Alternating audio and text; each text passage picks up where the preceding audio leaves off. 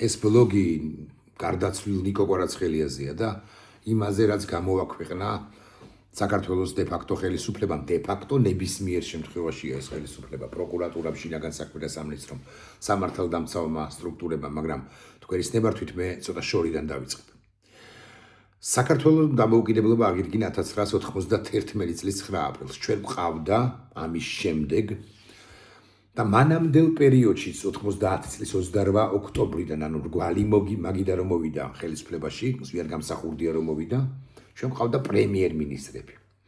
გამსახურდიას დროინდელი ორი პრემიერ-მინისტრი გვახსენდება.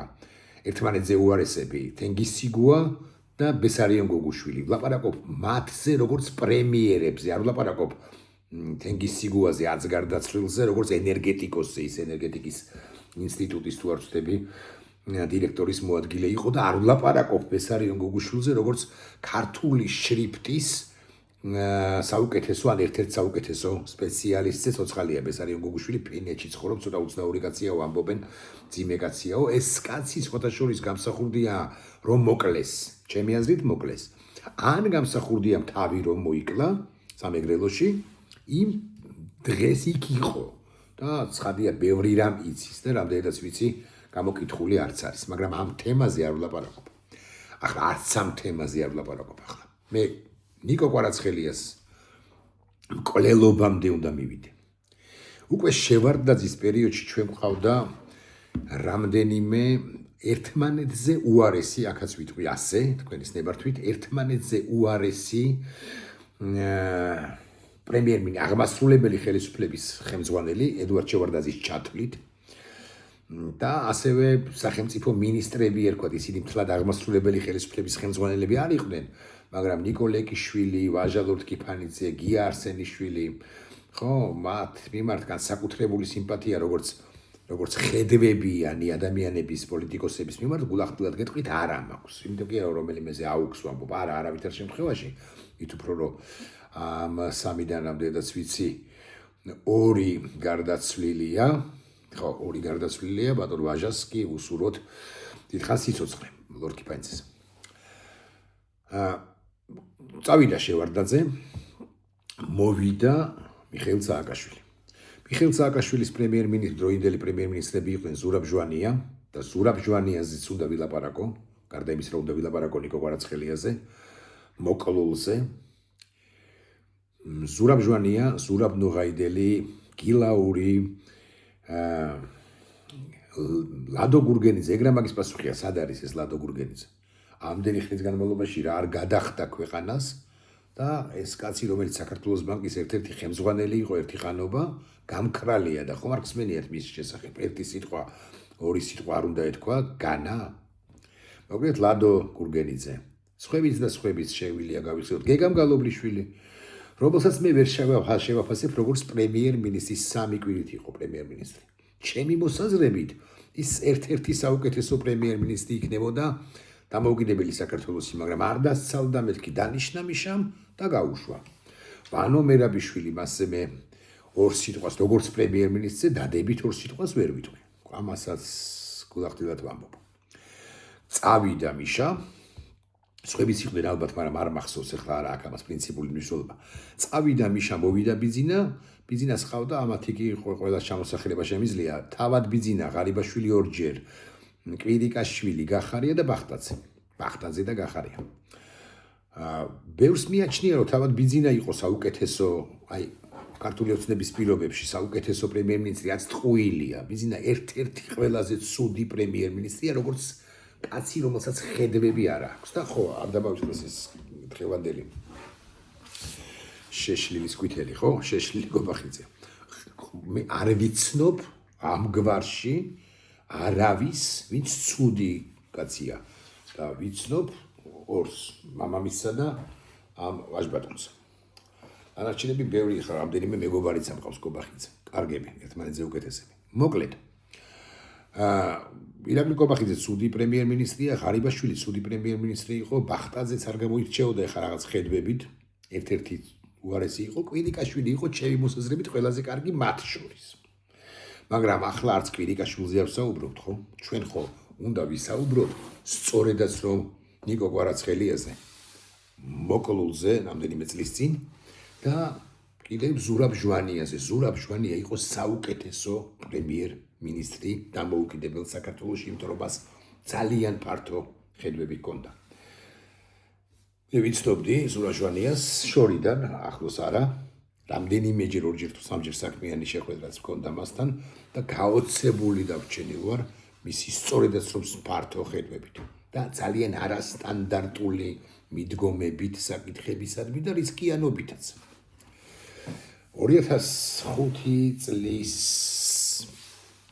შეგვეშალოს და 2005 წლის სამთებერვალს ასეა გარდაიცვალა ზურაბ ჟვანია ისე როგორც გარდაიცვალა, ისე როგორც ითქვა ოფიციალური მაშინდელი გამოძიების მხრიდან, რაც თქვა გამოძიება, მაგრამ პოლიტიკური სპეკულაციები ამის თაობაზე არ დასრულებულა. ევედრებოდნენ ზურაბ ჟვანიას ახლობლები და ძალიან ახლო მეგობრები უახლოეს ადამიანებსაც და ასრულეთ აღარ ვილაპარაკოთ და მე ძალიან მოზომილად ვილაპარაკებ ახლა ვეცდები ყოველ შემთხვევაში და ასრულეთ აღარ ვილაპარაკოთ. ნუღან გავხსნით მეტ ფრჩხილს. ევედრებოდნენ წლების განმავლობაში, მაგრამ ფსევდო მეგობრები, რომლებსაც უნდოდათ ზურაბ ჟვანიას გარდაცვალების გამოყენება მიხეილ სააკაშვილის წინააღმდეგ, ანუ 2012-2013 წლამდე 2012 წლამდე ოპოზიციაში ყოფები ამ თემასაც წამოსწევდნენ ხოლმე და ლაპარაკობდნენ და ზურაბ ჟვანია მოკლულია იქ საფერფლის ვერსია ერთ-ერთი ყველაზე სასაცილოც რასაკვირველია, მაგრამ ერთ-ერთი ყველაზე ესეთი ყურადღება არ მისაქცევი იყო გაცილებით უარესი გიჟური და არასწორი ვერსიები ვრცელდებოდა და კვლავ ვიმეორებ სახელების დაუსახელებლად ფრჩხილების გაუხსნელად მათ შორის იმ მოქალაქეების, იმ ადამიანების მიერ, რომლებსაც ჩემზე მეტად უნდა ჰქონოდათ პატივისცემა ზურაბ ჟვანიას ჩემზე და ჩვენნაირებზე მეტად. აქ მე მიხეილ სააკაშვილს კი არ ვიცავ კაცო. მიხეილ სააკაშვილსა და ზურაბ ჟვანიას შორის ერთი ხანობა ისეთი კონფლიქტი იყო, ბევრს არს დაესიზმრება, მაგრამ ერთიც და მეორეც სახელმწიფოებრივად მიუდგა ერთმანეთთან ურთიერთობასაც და რიგ მნიშვნელოვან საკითხებსაც ეგულისხმობ პრინციპში 2003 წლამდე არსებულ. მიშამ მართლა ამ კონფლიქტებს მიშამ მართლა და ძალიან განიცადა ზურაბ ჟვანიას გარდაცვალება და მიშამ ყველაფერი გააკეთა საიმისოდ და აქაც არ ხსნი ფრჩხილებს, ვცდილობ რომ არ ყოფილიყო მეტი და მეტი საუბარი ამ თემაზე. ვინ და ეს იციან ზურაბ ჟვანიას მარადიულმა მეგობრებმა. ზოგადად მე პატივს ვცემ, ზოგს არ ვცემ განსაკუთრებულ პატივს, მაგრამ იმის გამო რომ ისინი მარადიულ მეგობრებად დარჩნენ, ერთგულებად დარჩნენ ზურაბ ჟვანიასი, პატივისცემას კი იმსახურებენ აქაც იმის გამო რომ უაღრესად დიდი პასუხისმგებლობით ვეკიდები ყველა სიტყვას აქაც არ ვასახელებ. ზოგი ოპონენტი ბევრის ოპონენტი ყოფილვარ, ბევრის კრიტიკოსი ყოფილვარ. ზოგ მათგანს მაგალითად დამოუკიდებელ სახელმწიფოთა თანამეგობრობაში საქართველოს კაწევრიანებაზე აქვს მიცემული ხმა თავის დროზე 94-ში და ამის გამო მაშინ სტატიებს როცა ვწერდი, ავიცი ისეთი სტატია მაქვს ერთი დაწერილი, სხვაშორის ვასილ მაღლაფერიძე იყო რედაქტორი იმ გაზეთში. ეს ვასილ მაღლაფერიძე კიდე ფიგურანტი, ერთ-ერთი ფიგურანტი იყო ის ბინა, სადაც ის მოხდა. საბურთალოს ქუჩაზე ვასილ მაღლაფერიძის მიერ იყო ნაქირავები, რომ ვიცოდეთ, მაგრამ გავიხსენოთ მაინც.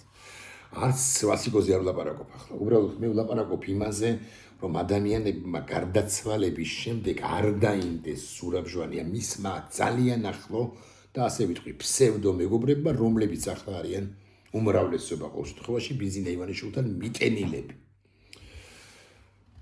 ოღონდაც კი მიშა სააკაშვილი დანაშაულებინათ, რომელთანაც სხვა შორის მეგობრობდნენ, ეგრა მაგის პასუხია. ოღონდაც კი მიშა სააკაშვილი დაედანაშაულებინათ და ყველა ნიუანსის ამოქეკვა და მერე სხვა ინტერპრეტაცია ამ ნიუანსებისა და ამებისა დაიწყეს და განაახლეს. ზურაბ ჟვანიას ისევე როგორც ქვრივს ნინო კადაგიძეს დარჩა იცით თქვენ შვილები. ერთ-ერთი არის ბესარიონ ჟვანია. და აი ამ ბესარიონ ჟვანიას დასრულებული კაცია გვარი ამოტივტივდა კიდევ ერთხელ ახლა და მას ადანაშაულებენ ხსენებული ნიკო კვარაცხელიას მკვლელობის შეკვეთაში უფრო ზუსტი რო ვიყო. ნინო ჟვანია ზურაბ ჟვანიას ქვრივმა რომელსაც რასაკვირველია უნდა ის მიმართ რაღაც გარკვეული პატივისცემა უნდა გამოხატოს სწორედ იმის გამო რომ ზურაბ ჟვანიას მეუღლე იყო ერთად სწევდნენ ჭაპანს იყო მისი მეგობარიც განა არა რასაკვირველი ასე მაგრამ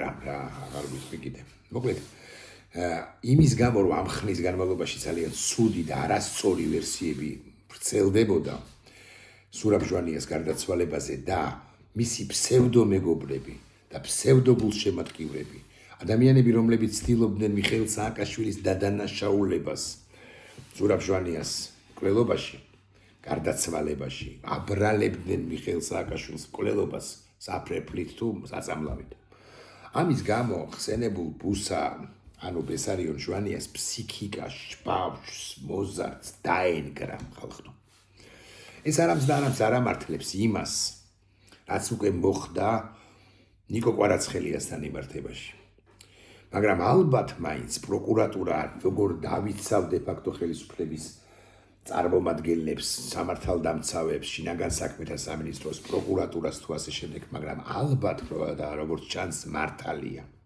და მართალია მათ შორის ბესარიონ ჟვანიასთან მიმართებაშიც და მე გეტყვით რა სგულისხმობ და რატო ვამბობ ამას პროკურატურამ გამოაქვეყნა განცხადება და ამ განცხადებას თავიდან ბოლომდე ჩავიკითხავ თუმცა აქვე ვიტყვი რომ პროკურატურაში ქართული არიციან ანუ რაოცა წაიკითხავ თუ ყურეთ პირველ წინადადებას თუ წაიკითხავ ისინი მიხვდებით რომ არიან ტიპები რომლებმაც მარტივი წინადადები ჩამოყალიბებაც არიციან ნახეთ როგორ იწყება წინადადება მე კი მიხვდები რაზე ელაპარაკი მაგრამ მაინც პროკურატურა აქვეყნებს განცხადებას ოფიციალურს და ნახეთ რა წერია პირველივე წინადადებაში ნიკო კვარაცხელიას შეკვეთით ჯგუფურად განზრახ მკვლელობის ორგანიზების სისხლის სამართლის საქმე გახსნილია და ეს შეკვეთით რო არ იყოს აქ ჩაწერილი ეს სიტყვა ნიკო კვარაცხელიას შეკვეთით გამოდის რომ ნიკო კვარაცხელია უცნობი ადამიანის ანუ ადამიანის რომელმაც არაფერი არის ამ საქმესთან დაკავშირებით შეიძლება ჩაითვალოს რომ ნიკო კვარაცხელიამ შეუკვეთა პროკურატურას ჯგუფურად განზრახ მკვლელობის ორგანიზების სისხლის სამართლის საქმის გახსნა თუ გამოძიება სხვაგვარად უნდა იყოს სხვაგვარის სინტაქსი სხვაგვარად უნდა იყოს ჩამოყალიბებული მაგრამ ახლა პროკურატურაში რომ ქართული არიციან ამაზე არ ვლაპარაკობ მოკლედ ამბავი ის არის რომ გახსნილია ნიკო კვარაცხელიას ჯგუფურად განზრახ და შეკვეთით მკვლელობა შინაგან საქმეთა სამინისტროში ჩატარებული გამოძიების შედეგად დადგინდა და მე არ ვიცავ შინაგან საქმეთა სამინისტროს მაგრამ ალბათ ზე მეტად ეს არის სწორი არავის არ ჰქონდა და არ შეიძლებოდა ჰქონოდა ხსენებული ბესარიონ ჟვანიას გარდაცვალების კი არა ბესარიონ ჟვანიას ჯინი და ბესარიონ ჟვანიას დადანაშაულების სურვილი და არც მათ შორის ამ ბანდიტურ ხელისუფლებას შინაგან საქმეთა სამინისტროში ჩატარებული გამოძიების შედეგად დადგინდა რომ ძმებმა გურამ და დავით კაკულიევმა ვიღაცები არიან არ ვიცი ეგრეთ წოდებული კანონიერი ქურდის გია კვარაცხელიაზე შურისძიების და კრიმინალურ სამყაროში მათი ავტორიტეტის გამყარების მიზნით ამ უკანასკნელის შვილის ნიკოლოზ კვარაცხელიას შეკვეთით ძიმე საერთოდ არ არის საჭირო მკვლელობა განიზრახეს ანუ დებილები არიან პროკურატურაში ღიად ვიტყვი თუნდაც იმის გამო რომ ერთი ძიმე დასვეს აქ მეორე აბზაცის ბოლო წინადადებაში სულ სხვა რამე გამოდის როგორც კი მძიმეს სვან და მძიმე რომ მოხსნა ამ შემთხვევაში სხვა რამე გამოდის გაასწორეთ მაინც მუდრეგებო რა იმიტომ რომ ის არ არის იოლი თემა ხო მძიმე მათ შორის იმიტომ რომ არ არის იოლი თემა და ყველა ძიმეს, ყველა სასვენ ნიშანს, ყველა ამოსუნთქვას სინტაქსს ასაკვირველია პირველ ყოვლით და ასე შემდეგ აქვს მნიშვნელობა. თან ისტორიულ ამბავს ასე ლაპარაკობთ, ისტორიულ და უტრაგიკულ ეს ამბავზე ლაპარაკობთ, ისტორიული თვალსაჩინო რომ მართლა მოკლეს ახალგაზრდა კაცი უპერსპექტიულესი მართლა. ნიკო გვარაცხელია, ნიკოლოზ გვარაცხელი. და წინააღმდეგებს ვერ აყალიბებს საქართველოს სამართალდამცავი სტრუქტურა, რომელიც თუ წინააღმდეგებს იმის გამო რომ წინააღმდეგებს ვერ აყალიბებს დასადანაშაულებელი კი არა საკრიტიკოა, მაგრამ რასაც წერს პრინციპში სიმართლეა როგორც ჩანს. მაგრამ მე მარტო ამით არ შემოვიფარგლები, სხვა რამეზეს ვილაპარაკებ ახლა.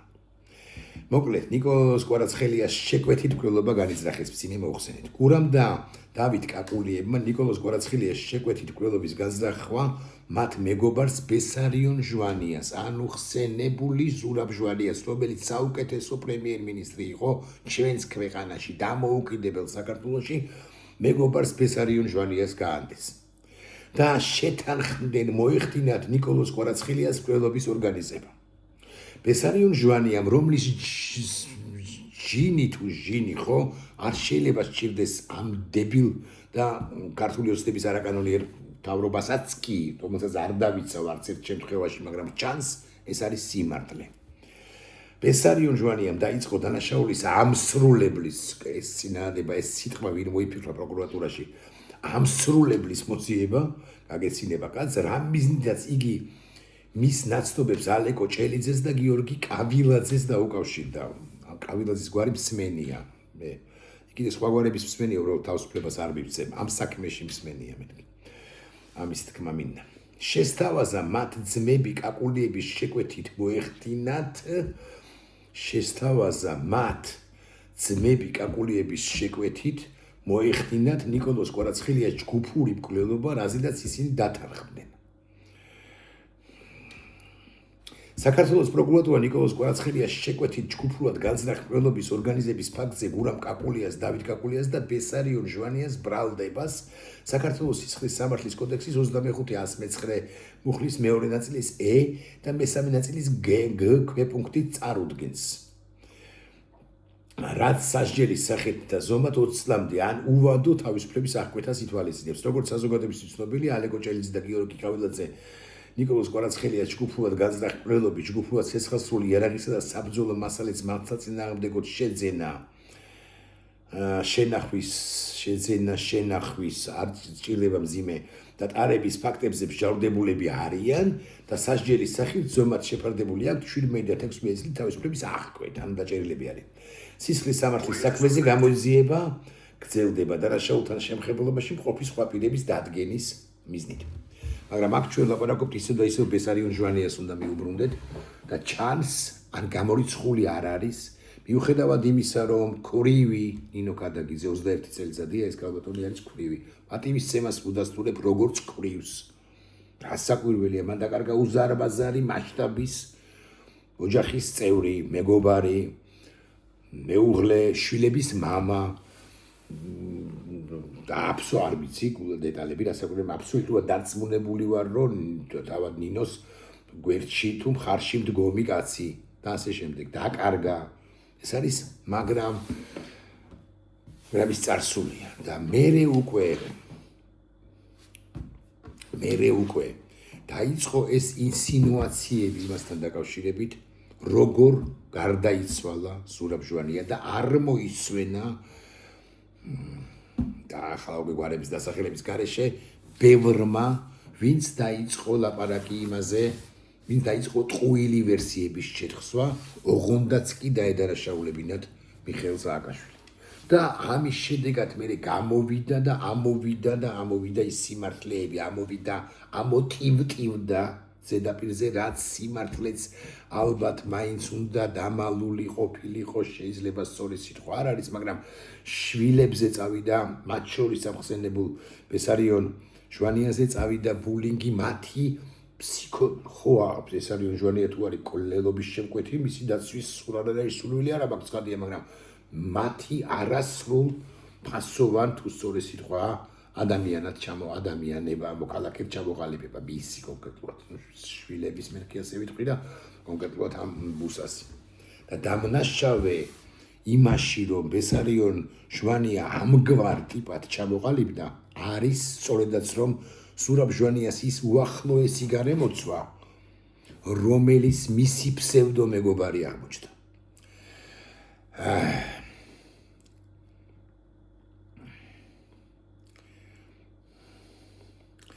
ბუსა ქვია ამ ბიჭს ასე ეძახიან რომელიც დადანაშაულებულია ნიკოლოს კვარაცხელიას ამ ბავშვებს რა დააშავა მამამისი თუ კანონიერი ქურდი იყო თუ არის ხო დააშავა არაფერ დააშავა თან უპერსპექტიულის უნათელესი გონების ადამიანი იყო აი ეს დამპალ ქვეყანაში ცხოვრობდით ჩვენ და ცხოვრობთ ახლაც და კიდე უარესში ბიზნესი ივანიშვილის პირობებში ჩემი აზრით მოკლედ ზურაბ ჟვანიას გარდაცვალების დღიდან არ წყდებოდა ამ კაცის გარდაცვალების მიზეზების თაობაზე ინსინუაციების შემკვეთების ვითომ შემკვეთების მკვლელების გარდაცვალების გარემოებების და ასე შემდეგ და ინსინუაციები აი ამ პირობებში იზრდებოდა ბუსა ჟვანია ანუ ბესარიონ ჟვანიას შვილი თინეიჯერად ამ პერიოდში ჩამოყალიბდა ამგვარ მოქალაქედ გაიზარდა ბოღმით ტკივილით და ბოღმით სავსე და სიბოროტით მეთქი როგორ გავბედო მაგრამ სისასტიკით შურის ძიების სურვილით გაქცეულმა გაექცა ნინოსაც აბსოლუტურად დარწმუნებული ვარ ანუ მის მშობელს მისი აღზრდა აღარ იყო მამა აღარ აყავს და დანგრეულია და კიდევ ეს ფსევდო მეგობრები კიდევ უფრო აბოროტებენ მეთქი ასე ვიტყვი სისასტიკე გამოიჩინა საზოგადოებამ მის მიმართ ბოდიშ ვიხდი იბოდიშებთ აი ამ მახინჯმა საზოგადოებრივმა სისტემამ გარემოებამ ზოგადად გარემომ განაპირობა რომ ეს ახალგაზრდა იქცა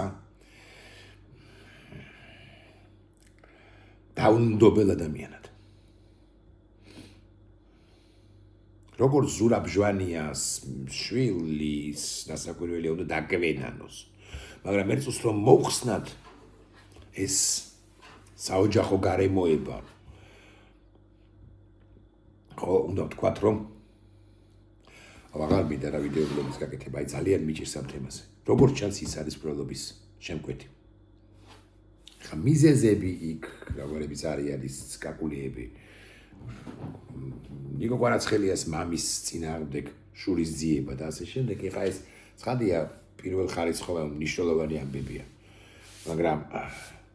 მაგრამ ახლა ამ თემაზე არ ვამახვილებთ ყურადღებას ფაქტია რომ ქვეყანამ დაკარგა ნიკო კვარაცხელია და ამ ბუსასაც ალბათ ქონდა რაღაც პერსპექტივა ქვეყანა ცხოვრებაში რო ქონოდა რომ არა ის გარემო რომელიც შექმნეს ადამიანებმა რომლებიც მუდმივად აბოროტებდნენ ამ ახალგაზრდა კაცს და ისიც აღმოჩნდა რომ დაღუპეს ნამდვილს მოიხდის 20 წელს თუ 60-ზე წავა არ ვიცი მენანება თუ არა მენანება როგორც ზურაბ ჟვანიას შვილი